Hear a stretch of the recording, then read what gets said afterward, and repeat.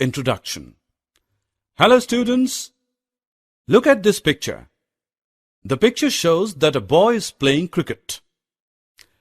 Do you know how long the bat is? We use toothbrush for brushing our teeth. Do you know how long the toothbrush is? Today let us learn to measure the length of different things. Objectives.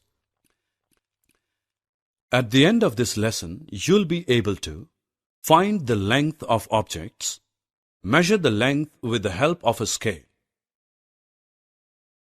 Friends, look at this picture. This is a bamboo. There are two ends of a bamboo. To measure the length of bamboo, we measure it from one end to another. Look at this pencil box.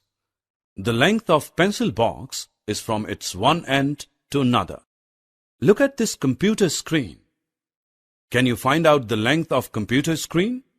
Yes, the length of computer screen is from one end to another. In ancient times, the length of object was measured by using our hand, arm, or simply by our feet. But these methods do not give accurate length. Later on, ruler and measuring tape were used to find out accurate length of the objects. Look at this picture.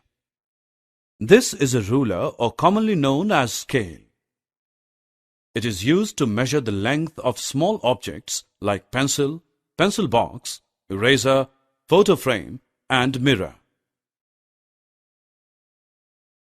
Look at this ruler.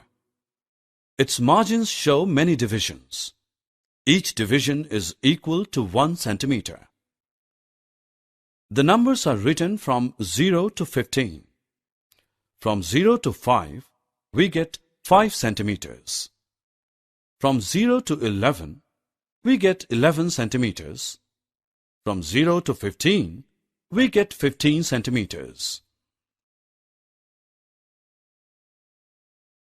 Did you know how to measure the length of a matchstick with the help of ruler? Place the matchstick near the ruler as its one end should be at 0.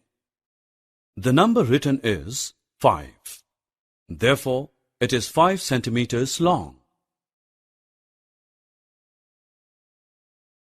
Now let us measure a pencil sharpener. Place the sharpener near a scale as its one end is at 0. The other end of sharpener is at 3. Therefore, the length of this sharpener is 3 centimeters. Observe the image carefully and click the correct answers. Summary. Let us summarize what we have learned. A ruler helps us to measure accurate length of an object.